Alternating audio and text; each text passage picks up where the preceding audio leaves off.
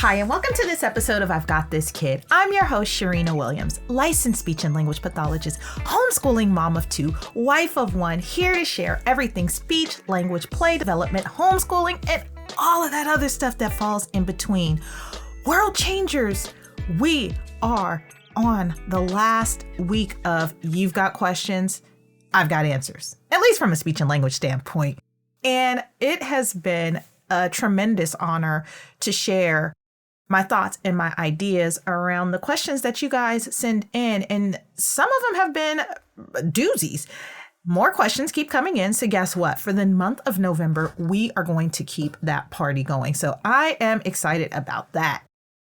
So for today, I can't wait to get into this one. I read it and I said, oh my goodness, I totally have to cover this because this is one of those questions that kind of gets ignored and hidden because, well, who do you go to for this? And so I'm going to break it down and I just can't wait to share. So we're jumping right in it. Dear Cherina, my 30-month-old has a recent diagnosis of autism spectrum disorder. We knew that language was delayed, but this came as a huge shock. I read through some of the paperwork, and one thing that stuck out to me was the sleep. My child has the worst sleep schedule. It is to the point that I have not had more than 6 hours of sleep in a night since birth. I understand that this can happen, but what can we try to do to get the sleep schedule together? World Changer, thank you for sending in this question. Sleep schedule is a symptom of autism that definitely gets overlooked, and it's rarely mentioned unless it's something that's personally experienced. And there's usually like a meme or something that's going along with it because the world changer by then has gotten so used to living without adequate sleep because of their child's sleep diet that it's just become the norm. What my approach is with this area is that if we can try our best to undo while they're young and while they're still impressionable and it hasn't been reinforced to the point of where it's almost just ingrained, then let's go for it. Because guess what, y'all? At the end of the day, consistency is key. So I'm going to get into that. And before I jump ahead, because you know I will, we're going to get into this. So what does the sleep diet affect? Just basic sleep diet. Why do you refer to it as a diet? Well, because like anything else, it's something that we need in order to stay healthy. Sleep is required for the brain to recharge. We need that wash out period to reinforce the things that we learned and get rid of the things that we don't need. And I'm telling y'all, world changers, catch me on a night and the day after the night that I did not get enough sleep. I am not the woman that you hear before you today. I am not that woman. I am grumpy, I am short, I am irritated, and I'm agitated. Why? Because you think of the brain like a battery. The battery needs to be recharged. And we use that recharging for energy. So once that battery is full, we use that energy to get throughout the day. So if you think about your smartphone, right? Everybody just about has a smartphone nowadays. And if you put it on the charger, you plug it in, or you lay it down on the pad that charges it, consider that you did it only for a short amount of time and it got a 50% charge. That means that for the day, it'll be about 50% good. Let's say we charge it to 80%. So we can consider then about 80% of the day is going to be good, and it'll probably get us to about 3/4 of the day, but not quite enough. You think about the 50%, and that's not even quite getting us to dinner. Like, it's not enough. And so what happens? It eventually doesn't work and dies. Now, we do not die. We don't die, but we do perform poorly. We might get used to the habit, but we're not performing at optimal peak when we are not getting proper sleep. And for our little sugars, to where developmentally, this is the time, that toddler time, 30 months, that's the time where everything's happening. Not only is their vocabulary growing, not only are they learning how to follow those complex directions, they're learning social skills, they're learning play skills, they're learning thinking skills, they're learning problem solving, they're learning how to use language, they're learning on and on and on. They're learning probably some pre-academic things in there, depending on where they are. But all of these things are happening. They're still, figuring out the gross and fine motor movements. That stuff is still adapting. All of these things are happening at once. And so if a sugar is getting only a little bit of a recharge, then chances are the following day, they're only going to have a tolerance for a little bit of new learning, a little bit of new information, because they have not had the washout. And sugars need the full sleep in order to tolerate all of what is going to be happening with them and to them. And the sleep gives us the tolerance to handle that, because the brain can handle more when it is recharged more. Food also plays a part in that, but we're not talking about food right now. But certainly sleep plays a big role in that. And this not only applies to my little sugars, world changers, this applies to you too. You need sleep too. So if little sugars go to bed at 8 o'clock and you guys are all getting up at 6 in the morning, you need to be making sure that you're not staying up until 1 or 2 a.m. and thinking that you're going to be all good for the next day with work and world changing and doing all of these things. So please, this applies to you as well. Here is the rundown about the autism piece. Here's the rundown. So I've talked about autism. If you've listened to the podcast, I have talked about autism spectrum disorder because it's something that we frequently see in the world of speech and language pathology, especially in early intervention. We're usually the first eyes to kind of pick up on what's going on because, again, it's social at the core. If you've listened before, then you've heard me say that. And so autism can impact language growth. It can impact language growth. It can impact language understanding. It can impact social skills, how we get along with each other, how we use conversation with each other. It can impact thinking. It can impact play skills. It can impact learning. It can impact problem solving, dealing with difficult things. It can impact reasoning and sensory processing. It can range from high functioning, where maybe only the social skills are impacted, but none of the other areas are really impacted. Or it can fall on the more severe side of things, where all areas of development are impacted, and it can be accompanied with other diagnoses like ADHD and ADD. And if you want more information in the rundown of autism and what to expect, please listen to my episode. I believe there are 2 on autism spectrum disorder, and you will get tooled up for that. But sleep is typically impacted for the kiddos who have autism because sometimes the brain and the body just don't get along. It's like a little war. They're just not quite in sync. The brain is telling the body one thing, and then the body is reacting to what the brain is saying. The messages that it's sending to the brain ain't necessarily true. And so you start to see things that are like, hey, why are they doing that? Why are their hands flapping? Or why do they put their hands over their ears? Or why do they want a quiet environment? Or why are some lights way too either bright for them, or the fluorescent lights, they just can't handle it? Or why is it that certain toys are stimulating where others are a no-go? Like, it just depends. Sensory can show up in so many different ways. But a lot of times when a sugar cannot fall asleep and get into that rest state, it's because of the sensory. And the brain and the body, they need some support to get on the same page to get into that rest place. And so that's where we come in, because we can help with that as much as we can help to get them to where they need to go. And there's different approaches to help support the sleep diet, because every little sugar is different and every need is different. And how we tend to that need is based on what they need. And so, world changer, I want you to be extremely careful. Be so careful about what you read on the internet, about what you saw, Fran and them do, and what you saw whoever else in them do, because again, every child is so unique and so different, and you can have the same label and it show up much differently. Think about it like this, world changer. We're all human.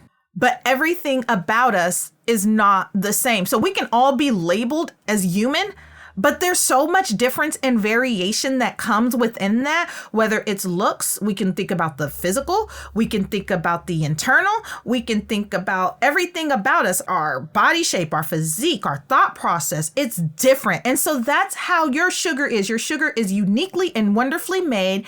And the way that your sugar is tailor-made is special to them. And it's characteristic of them. And so this is why I always encourage to learn as much as you can about the diagnosis, but also learn who your sugar is and how that applies to them and how it is playing out. Not just the what, but the how it's playing out in real day-to-day life. That was not in my notes, so I know that was for somebody out there. So the pharmacological approach. So I am from the school of as much as we can stay away from that and do natural things to try to help the body heal, then let's do that. And so pharmacological, seriously, it's just a fancy word for like over-the-counter pills. I try to stay away from it though, for our little sugars. But a popular approach and a popular tool is melatonin. Melatonin, it's a natural calming agent. It helps aid in sleep. It helps aid in rest. It has mixed results. I have some families who use melatonin and it has tremendous results. The sugar is getting sleep. They're getting a sleep diet. Everybody's getting rest in the house, real rest in the house. Other parents report that their sugars will not take it. They won't touch it. They don't like it, or they're way too groggy, or it just varies. Or again, they can outright refuse it because they don't like the texture. And in that case, I would ask my doctor. And if, again, I'm not looking for an over-the-counter prescription, something prescribed, I would look for naturopathic approaches.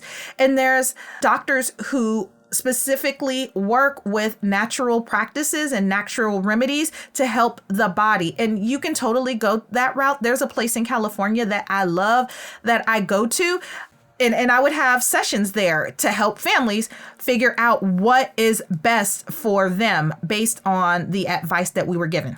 Sleep routine. Oh my gosh, sleep routine. I know that autism is a next level thing, and it is not synonymous with typically developing sleep patterns and sleep routine. I know that. I'm not silly, and I'm not unwise. But establishing sleep routine can sometimes be like pulling teeth. It really can. It really can.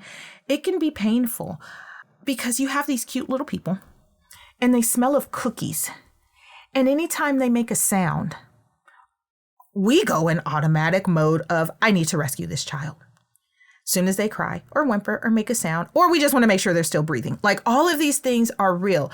And so establishing like that sleep routine and being like, I'm going to stick to it, that stick-to-itiveness.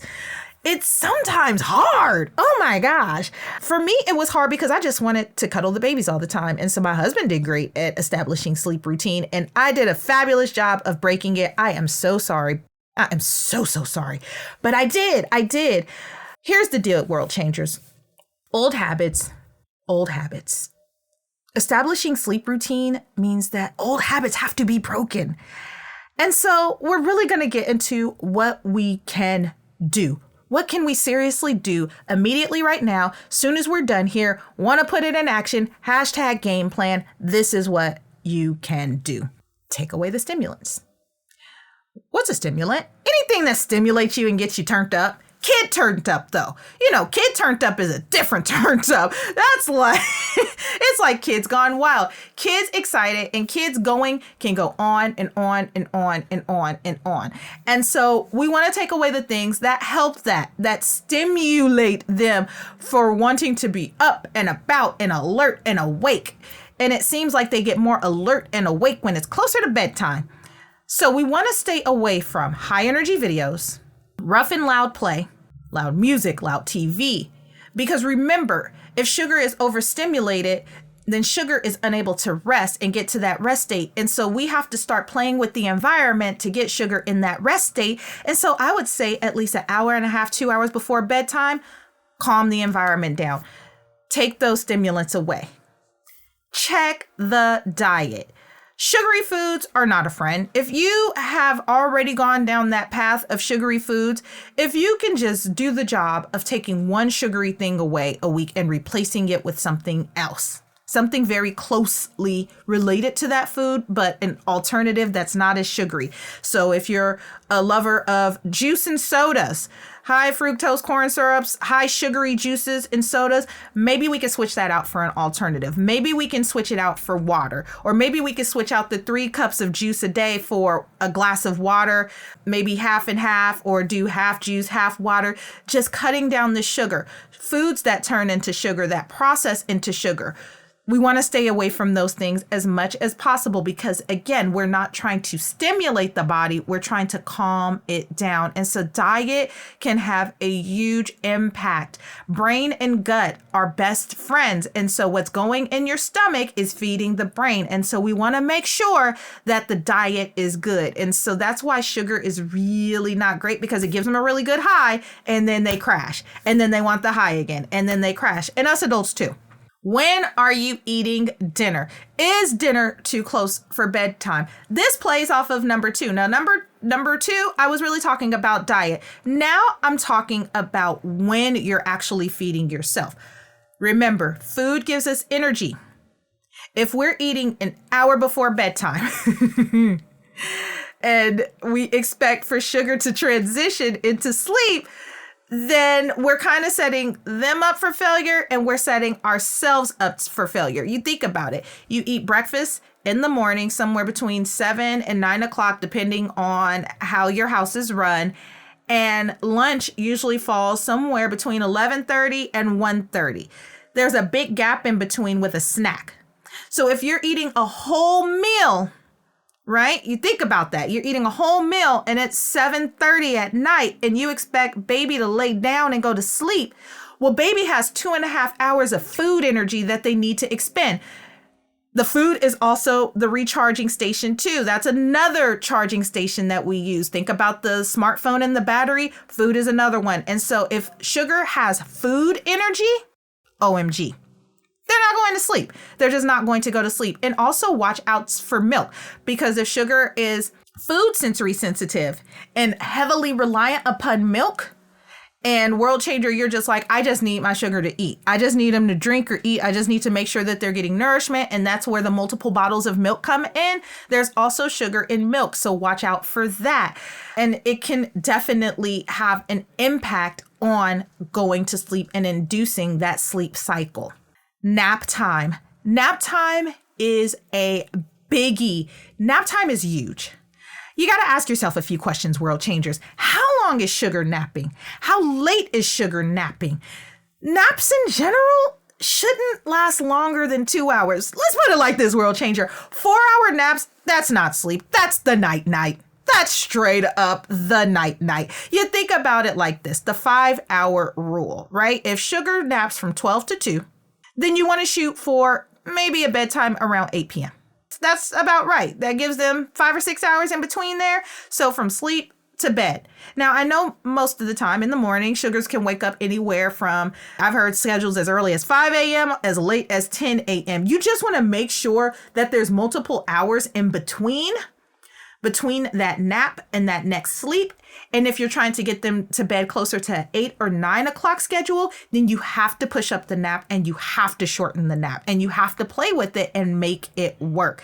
And even if they don't nap fully during that time and they're just rolling around, still have them lay down. It's fine. Just have them lay down, have them rest. And then when they get up, they're still rested because their body is still in a calm state. So even play with that. If they're not big nappers and then they want to kind of stay up and then crash at a certain point or take a really late nap, if they're not a napper and then they want to go to sleep around 6 and then sleep until 10 and then stay up multiple hours, you got to play with that. You got to push it back, put them in the resting position and keep them up until it's bedtime.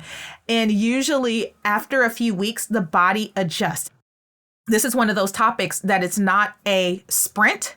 It really is a marathon. Like you have to stay so consistent with this to make sure that the routine, the old habits are being broken and the new habits are setting in. And remember, we want to recharge that battery. We want them to be working optimally. Is there a routine? Is there a routine? Sugars love routine. They're not going to say it because they don't even know that word, but they thrive best when there is a routine. This is where we come in. This is where we get super responsible. This is where we get super responsible about what we are doing, what we are allowing. And this is a boundaries thing. Like we have to set boundaries. We are mom and dad. We are the world changers. We're not the best friend. It's cool if friendship comes along with it. But really, our job is to set parameters to train these people up. That's our job. And so routine is part of that if we want to get them at peak performance. And so that means that every day, there needs to be some kind of routine that goes in order. And so a lot of times I will recommend dinner, play, bath time, story time, bedtime. And play can simply be that 5 to 7 minutes that you're spending with them.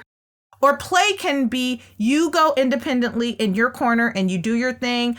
Play can be so many different things, but it's really just that little time in between before it's time to transition to the bath time, story time, bedtime routine. And I always recommend a nighttime bath because, again, it really does induce that calm, that sleep. It's time for night-night. It helps with that. And so you have to create a variation that works for you. But I do recommend, again, nothing overstimulating. Let's induce a calm environment. And that's seriously like those last few hours of the night. Creating a calm environment. This is not just for our sugars. This is also for the adult. Like really developing a calm environment can help with the sleep routine. Earlier, I mentioned taking away overstimulating things, but you can replace that with things that are more calming. There's even apps now. Do you know that there are apps out there that want you to calm down, want you to stop and take a breath? If you put on your smartwatch, it will tell you if you've been sitting down for too long, hey, it's time to take a breathe. Hey, it's time to get up and move. Hey, I notice your heart rate is going fast. It's time to, let's do these breaths. Let's do that. There's a whole app called Calm because people want you to calm down, to get in that calm state, because when we're in a calmer state, we're in a more rested state and we're in a position to where we can think more clearly and do more clearly. And in this case, we want to focus in on sleep. And so we want to calm ourselves to get to that sleep place. You notice my relaxing voice, right? That's a relaxing voice. Very relaxing. I'm ready to sleep now. Just kidding. No, I'm not. Anyway, this is what you can do. Replace the TV with calm music. You know, I love a good show. I do. I love a good show. But calm music can really do the trick. It gives you the time and the chance to just kind of wash away the day.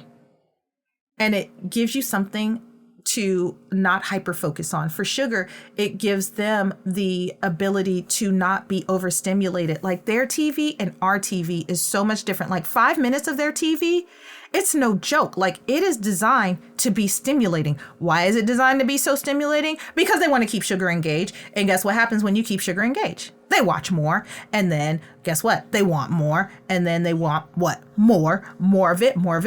And so these shows are stimulating and they're getting shorter and shorter. And they're packing all of this information and all of this sensory stuff into this short little stuff. And I mean, I have my soup talk about that, but it impacts so many things in a way that I don't even love. But at the end of the day, it's way too much when we're trying to induce a calm state for a little sugar who has difficulties naturally calming down. Hiding technology in a place they cannot see. Please hide the technology. Hide your smartphone. Hide the tablets, hide the remotes, hide them in a place that they can't get to. Now, I've known some Olympic type toddlers and have seen Olympic type toddlers in my day to where they can climb those 5-tier dresser drawers and get into that top drawer and take the technology out because they've seen where it is. So I need you to hide it in a place where they can't see it, because again, remember that TV and technology is super stimulating and they want it. And so you taking it away is, you're just not going to get gold stars from them for that. You'll get them from me, but not from them. Like, you're not a friend for doing that in their minds. You're not a friend. You've taken their stuff away and they don't like that, and shame on you and all of those things. How dare you take my tech? But again, our goal is not always to be the friend and to give them what they want. It really is to get them into a healthy sleep diet so they can perform their best. And so find a place, a safe, a something that is out of their reach. If you have one of those master type gymnast, ninja warrior kind of kids that know how to take chairs and stack books on chairs and get to stuff, lock it. Figure it out, world changer. Make it work for you, and just keep the big picture in mind. Don't let their shenanigans become a barrier for you. The final thing you can do is dim the lights and turn off the lights. Most of the lights, not all the lights. Please don't email me telling me you were running into stuff. Please use wisdom. I just want you to just do whatever it takes to promote calm environment. Whatever it takes to promote a calm environment. And sometimes that does take playing with the lights. And so when we're dealing with sensory, so far we've dealt with how we can personally help the environment to induce sleep. And at this age, I really, again, want to truly stay away with pharmacological, aka pills, to help with sleep. Like, again, melatonin is natural, but still, I want to stay away from it as much as possible, because if we can do these things and it helps, it does the trick, then high five to us. But if it doesn't, then we need to, be a little bit more aggressive about our approach. And so we cannot ignore the elephant in the room. Why this is all happening. That sensory piece. Sensory in general, it can show up in so many different ways. If you listen to episode 34, I talk about sensory processing disorder, and you can learn a lot more there. I'm not going to go through it, but understanding sensory is genuinely key to understanding a sugar with autism spectrum disorder. Like, that sensory piece is so underlooked, but it is such an issue. Like, it is an issue for them, and it's overlooked because guess what? Us typically developing people who don't have sensitivities like that, to the extreme that they can't cope with day-to-day stuff, it's really a problem for them. And if we ignore it, then it's ignoring an aspect of them.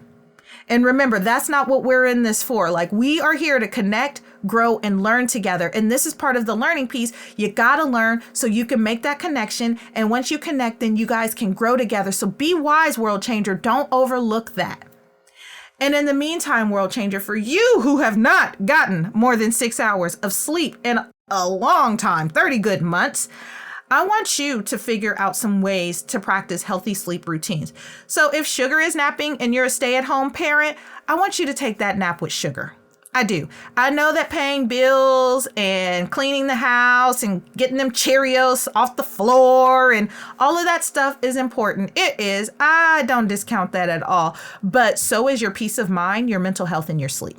So I need you to go ahead and take a nap. If you put Sugar down, let's say for 2 hours, and you're like, look, Cherina, I can't give up 2 hours of cleanup time or mommy time or whatever time it is, then give it an hour. If you're like, hey, Cherina, I'm at work. I don't have no nappy nap time with my little Sugar. I hear you. I feel you. I've been there too. And so this is what I want you to do, because I used to do it. I was infamous for it, especially when I was pregnant with my son at work. Oh, gosh.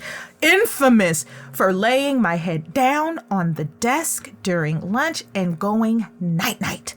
I would eat, and then I would go to sleep until my next world changer came through the door, because I was that tired and that hungry at the same time. So I know it can be done. And those chairs were not comfortable and that desk was not comfortable, but it was what I needed and it worked for that season. So do what you got to do, world changer. I want you to not be checking up on those emails or looking at Snapchats and TikToks and all of that stuff. I want you to get that brain recharge, get some rest, go the night-night, y'all. Okay? You need the sleep just as much as they do, because you're pouring out so much, and I need you to take care of you, world changer. The hardest part about establishing a healthy sleep routine is really just staying consistent. Consistency is key. Like, we really get discouraged when stuff doesn't happen the first time. the second time or the 20th time. But you have to stay on top of things. You have to stay consistent for sugar. You have to reinforce that it's sleep time or lay down time or the night time or whatever you call it time, because it's what they need. It's what you need. You guys need that separation from each other. Like sugar doesn't need to be going the night with you. Like they need to be in their own space, in their own bed, in their own room, unless there is just extenuating circumstances. And I highly doubt it is that extenuating to where they just can't be separated from you in their own space. I can't emphasize that enough. Own space. If it's something as simple as just being quiet because sugar tries to loop you into conversation, all of a sudden they want to talk, that ain't the time. Talk to me tomorrow about it. Say nothing and put them quietly back to bed. And do not forget your parenting partner. Get them in on this party because they need to be a part of that too. You shouldn't be burdening that, handling that burden alone. Most important, world changer, don't give up. When you give up, it's going to reinforce old habits. And reinforcing old habits is going to make it even harder to break. Because guess what? Sugar's going to be like, I know at some point, mama's going to break, dad's going to break. And so if I can wear them down enough, and then if I can add some new stuff to it, oh, they're really going to break. And you think about it like this. You overcome it once, and then you decide to return back to it, it's 7 times harder to break that old habit. So stay away from that, world changer. Don't do it. It ain't worth it. Stay consistent. Don't give up. I'm cheerleading for you on this. I know you can do it. I know it's hard. I've seen it for years, but I'm telling you, don't overlook this because OMG, it's not cute when it's continuing to happen for years and years and years to come. So let's try to nip this one in the bud as fast as we can. So, world changers, I say all that to say sleep diet, it ain't no joke. Sleep diet ain't no joke. But with some hard work and perseverance, it pays off. I know you can do this, world changers. I know you can. That is it for this week's episode. I was so glad to be here today, and I got a few things I gotta share. Guess what? It is official. You can pre-order your copy of Watch Me Connecting to Your Child Through Play. Not only can you get the Kindle version, you can pre-order your print copy as well. December 1st is coming fast. Order your copy. Whoop, whoop. I'm so excited. Check out my website at I'veGotThisKid.com and go under, I believe, Grow, and it'll be under books, and you can get it right there. Please support this book because I really think that it's going to help you. It's going to be a big thing for you or somebody you know or somebody else who you know, and just buy copies and give them out. Buy them, give them out. Do what you've got to do to make sure that we're all staying tooled up and learning how to consistently connect with our little sugars. And it'll be out right in time for Christmas. So it'll be a great stocking stuffer. Either way, I just want you to snag a copy.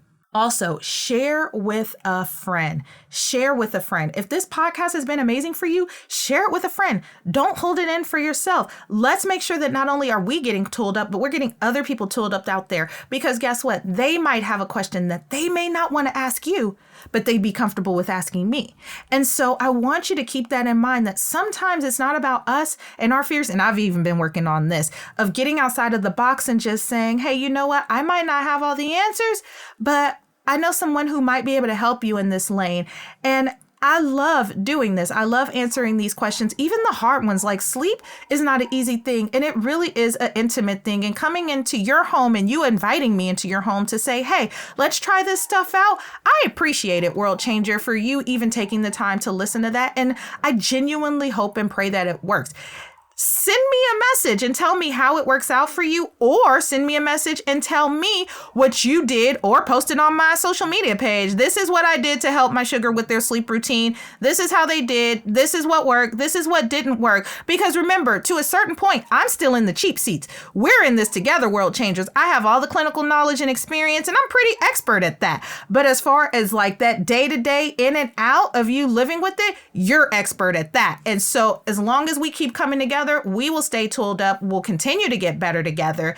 And I don't know. I just like hearing from you guys. Finally, guess what? This is my finally guess what. Is that even a thing? It is right now. I am officially back blogging. I miss blogging. World changers, I love blogging. Like, you guys don't even know. When I had to stop blogging for a season, it hurt. painfully. I felt pain and it lingered. And I'm not lying. I had to switch gears though, world changers. I had to work on my doctorate and get some writing done. And I got 119 pages of good stuff. Now, if you're looking for a tranquilizer, you could get into that because it's all about language development and parent stress. And there's some good stuff in there. So I don't want you to miss that either. I'm just kidding. I won't post that for you guys to read unless you're just really that interested. But I got some good stuff in there. But just know that now that I have the time freed up again, I'm back to blogging. I'm trying to figure out the schedule. I'll get it together, but just know that it will be there. It'll be on the I've Got This Kid website. So check that out. Share it with your friends. Share it on your page because I usually post it on my social media pages and all of those links are below. So like that and share it. Share it with somebody else. Again, sometimes the biggest witness is the silent witness, and that's just pushing the share button and you ain't said a word, right? Join me next week. I told y'all at the beginning, I can't keep no secrets. Oh my gosh. November, we're going to continue with You've Got Questions and I've Got Answers. As long as the questions keep coming in, guess what? The answers will keep coming out. I've been enjoying this. I want to do what works for you guys, what makes sense to you guys, and answer the questions for the things that are pressing for you guys. So keep sending stuff in. I appreciate it. I enjoy it. If you have never sent in a question and you're like, where can I do that? Go to questions@I'veGotThisKid.com. Send me an email. Send your question. I'll jazz it up. I'll put it on the show. And that's even if it needs any jazzing. It might be fine alone. Either way it goes, send it in. I would love to hear from you. World changers, until the next time, take care.